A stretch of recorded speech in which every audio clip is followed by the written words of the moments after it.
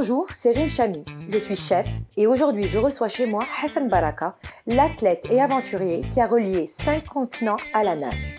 Ensemble, nous allons préparer un plat de pâtes aux légumes pour convenir au régime végétarien de Hassan.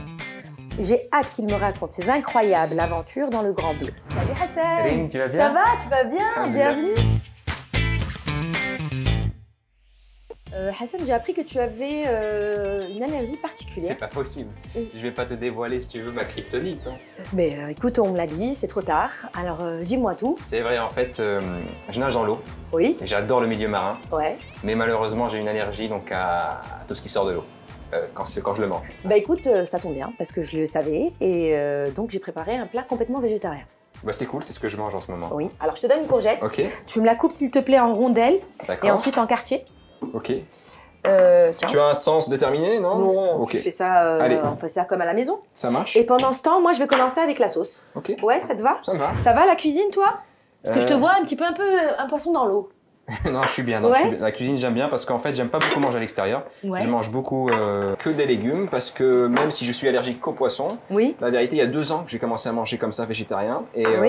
j'ai retrouvé un gain d'énergie incroyable. C'est-à-dire que je m'entraîne 2 fois par jour et avant, quand je mangeais un peu trop de viande, j'avais pas toujours fait la digestion. Et là, c'est juste incroyable. Et alors, comment tu fais pour manger quand tu t'entraînes? Pour mes traversées, par exemple, Ouais. on n'a pas le temps, hein, tu sais, quand je traverse entre des continents à la nage, Oui. on a à peine le temps de s'arrêter 1 minute chaque heure parce que 1 minute d'arrêt, c'est 300 à 400 mètres en arrière à cause des courants. Donc on a à peine le temps. 1 minute chaque heure? Ouais, c'est ça. Donc on a. C'est ça. Enfin, le détroit de Gibraltar, surtout quand je l'ai traversé en 2013, Oui. j'ai nagé ça en 4 heures et 1 minute et j'ai fait 4 pauses. 4 pauses d'1 minute. La Manche, qui est la traversée, on va dire l'Everest de la natation, il y a plein de nageurs. Bah, c'est une traversée qui dure à peu près 14 heures. Oui. Et il y a plein de nageurs qui font du surplace vers les 2 derniers kilomètres Oui. pour finaliser la traversée pendant des heures. Quoi. Ils peuvent rester 2-3 heures à faire du surplace. Donc il faut essayer juste de prendre une banane, prendre quelques fruits secs et continuer. Quoi. Alors, Déjà, t'as grandi à Tanger? Non, je suis né à Tétouan, mais j'ai vécu ici à Rabat. D'accord. Jusqu'à, on va dire, jusqu'au secondaire, que j'ai fait en Espagne, on va dire, à Madrid. D'accord. J'ai eu mon bac au lycée français de Madrid et j'ai fait mes études supérieures là-bas. D'accord. Mais j'ai toujours été Grosso modo, j'étais un enfant assez assez agité. D'accord. Voilà, et ce qui a permis de canaliser, c'est à 4 ans, j'ai commencé le judo. D'accord. Donc le judo, ça m'a permis d'apprendre surtout le respect que l'on doit avoir sur un tatami. On salue en rentrant, on salue en sortant. Et qui t'a appris à nager? Mon père, Ton père? je me rappelle très bien donc les premières séances qu'on faisait. Et il se trouve qu'une fois, je me rappelle encore, Oui. à la piscine, ici à Rabat, je nageais progressivement avec les brassards. Ensuite, je nageais qu'avec un seul brassard. Et une fois, ce brassard, le seul avec lequel je nageais, eh ben, il s'est déchiré. De là, on va dire, a commencé ma carrière de nageur. Ok. Et à quel moment t'es tombé amoureux? Alors au début, moi je voulais réussir dans le sport. Ouais. Voilà, peu importe le sport, ce que je voulais c'était réussir. C'est pour ça que j'ai fait le judo, j'ai passé les tests au Real Madrid de football, j'ai fait du rugby. D'accord. Je voudrais apporter, on va dire, cette force de volonté qui existe en chacun de nous si on arrive à faire éclore cette étincelle du dépassement de soi. L'idée que j'ai, on va dire, ça a toujours été de faire quelque chose qui ait d'impact pour pouvoir, on va dire, motiver les gens à se dépasser. D'accord. Et ma victoire, elle est là. Vamos, vamos, vamos, vamos, vamos, vamos ahí, vamos. Hey! Je suis allé chercher toujours des défis où le Maroc n'était pas représenté pour être le premier Marocain à rallier les continents à la nage, premier Marocain à courir 7 marathons, 7 jours sur 7 continents, etc. Ouais. Et comme mon fils est né, il y a 4 ans et demi, je me suis dit en fait, ça sert à rien de courir derrière des exploits sportifs qui vont rester dans l'histoire une 50aine d'années, voire 100 ans, Oui. et par la suite vont disparaître. Le plus important, c'est comment mon fils se rappellera de son père. Alors, les asperges, est-ce que tu sais comment ça se passe? Votre là, elle est déjà cassée. Donc, Ouais. alors, tu sais comment les couper? La vérité, moi, je les aurais coupés, j'aurais juste enlevé le... Ouais, mais tu sais qu'il y a une partie là qu'on mange pas. Ouais. Alors, tu fais comme ça. Ok. Oups. Et là, tu vois, elle est cassée. Donc, Parfait. tu sais que tu peux manger ça et ça, tu l'enlèves. D'accord, ça marche. Mais est-ce que depuis que tu es devenu papa, tu as eu des peurs? Maintenant que je suis papa, Ouais. on va dire, j'ose dans mes compétitions sportives différemment. C'est-à-dire que j'irai pas vivre la traversée entre la Papouasie-Nouvelle-Guinée et l'Indonésie où j'étais piqué par les méduses Uruganji qui m'ont paralysé le corps. Quoi? Attends. D'abord, tu dois me raconter cette histoire. C'est quoi cette histoire? J'ai été piqué par des petites méduses qui font 1 cm, donc Ah ouais toutes petites. Hein. et elles ont le venin équivalent au cobra. Ça s'appelle des méduses Urukandji, elles te paralysent le corps. Donc au bout de 3 heures de nage, je sens 2 piqûres au niveau du moment où ils m'ont ravitaillé. Donc je buvais de l'eau, donc sans toucher le zodiaque. Tu n'as pas le droit de toucher le zodiaque parce que sinon tu es pénalisé. D'accord. Et là, je sens quelque chose, on va dire, me mordre, même pas me piquer au pied. Je lève mon pied et ma coach, en fait, elle retire comme une méduse qui avait des crocs. Et elle se défait dans sa main. Et c'était une méduse Urukandji. Et donc, au bout de 3 heures de nage, que j'ai eu ça, j'ai pas senti ma main, mon avant-bras, mes épaules. Et ça commençait à aller jusqu'au cœur. Et en fait, ça a paralysé le corps petit à petit. Donc, j'ai nagé 46 minutes dans cet état, jusqu'à finaliser la traversée. On m'a pris, donc les gardes-côtes indonésiens, ils m'ont emmené à l'hôpital. Je suis resté 2 jours en observation pour faire ressortir un peu tout ça. Donc là, je ne tenterai pas un peu le diable avec les méduses. Non, mais tu as continué à nager. Il faut voir les vidéos à la fin où je me mets à parler comme ça. Je suis dans un état second et...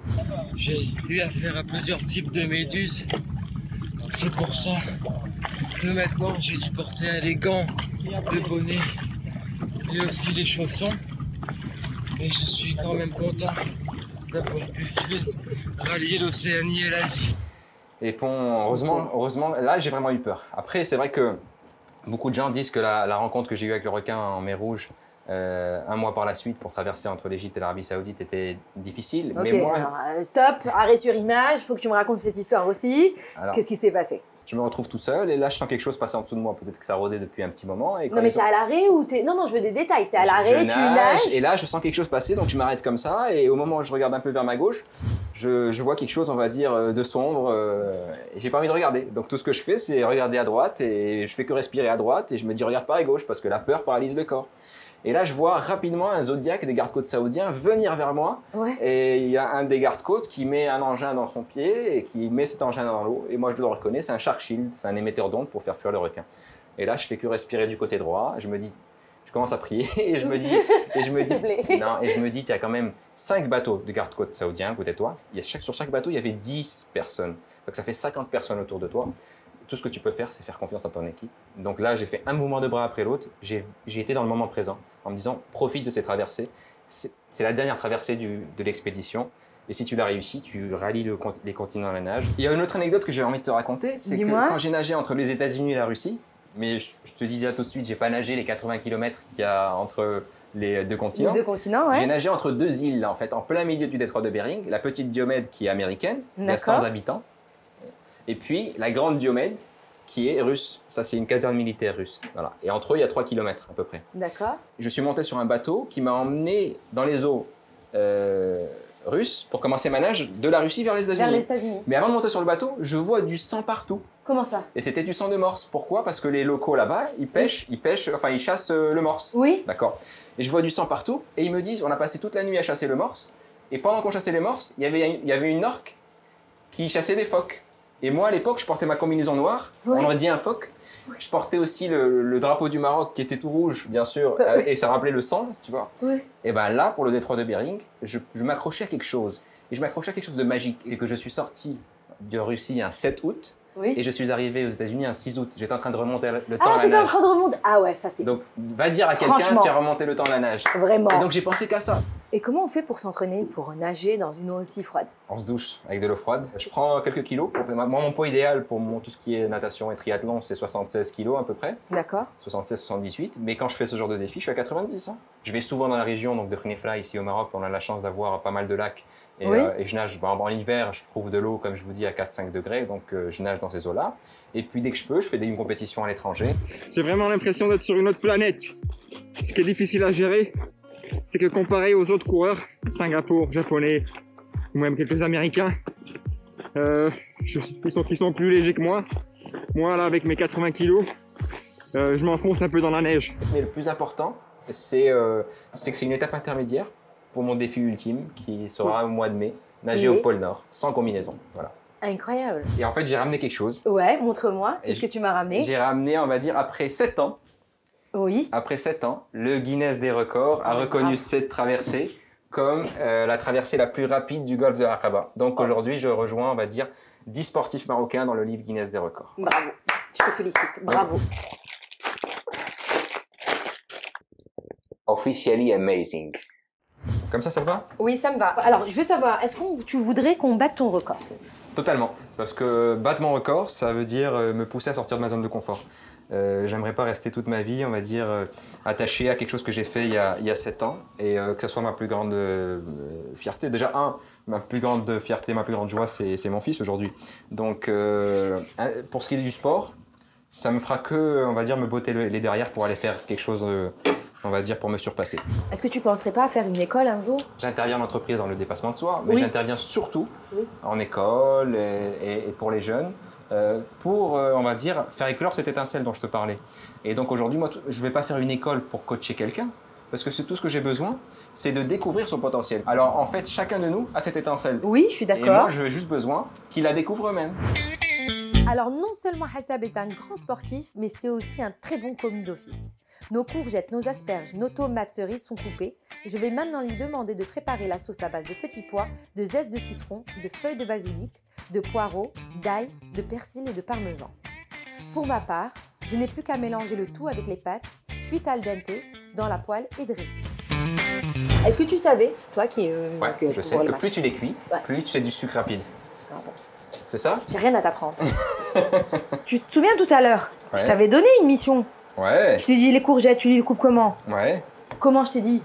Tu me les coupes avec un peu d'épaisseur. Alors, et quoi d'autre? En rondelles et ensuite? Ah. Ouais, bah c'est pas grave. Donc tu vas pas m'enlever un petit point là? Je vais t'enlever plein de points. J'ai oublié. Ouais, je sais que t'as oublié. Pourquoi? Parce que tu m'as beaucoup papoté quoi. C'est vrai, j'avoue. Hassan, quand tu nages pas, qu'est-ce que tu fais? Donc j'écris beaucoup. Oui.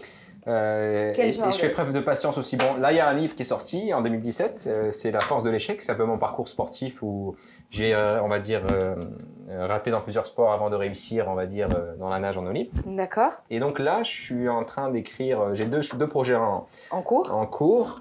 Un qui est plutôt une narration d'un père avec un fils et où ils font le tour du monde, où ils apprennent, ils découvrent des gens. Et à travers, on va dire, leur rencontre, ils apprennent des valeurs de chaque rencontre. Ah, sympa. Allez, on y va? Bah, je t'attends. Allô? Oui, maman, salut.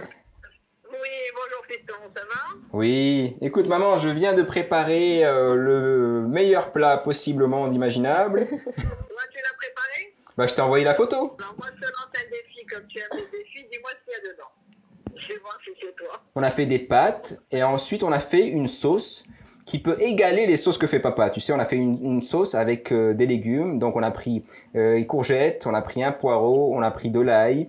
Tout cela, on a mixé tout ça avec un zeste de citron. Et on a mis bien sûr le mednos. On n'a pas oublié le parmesan. Et t'as rien oublié d'autre? Si. J'ai oublié une seule chose. C'est le basilic. Ah, j'aimerais bien goûter, vraiment. Mais t'as oublié quelque chose de très important. L'huile d'olive. Mais non. L'huile de tournesol. Mais c'est une sauce à base de quoi? Mais c'est une sauce à base de petits pois.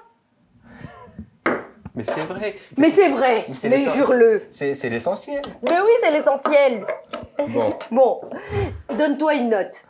T'as pas le droit de te donner 10 parce que déjà t'as fait 2 bêtises. Ok. Bah si j'ai fait 2 bêtises, tu enlèves 2 à 10. Non, quoi. ça marche pas comme ça. Bon alors 7 sur 10, allez. Bon, ok. Je te donne un 7 sur 10. La vérité, tu mérites. Est-ce que tu veux rajouter des noisettes par-dessus? Parce que moi, je les aurais rajoutées. C'est vrai que c'est une très bonne idée. Oui, ça donne du croquant dedans. Ouais, allez, go. Magnifique. Ouais. Ok. Tu valides? Je valide. Mais je suis contente. Mais la prochaine fois, je reviens pour le dessert. Ouais. Sans gélatine. De poisson. C'est ça.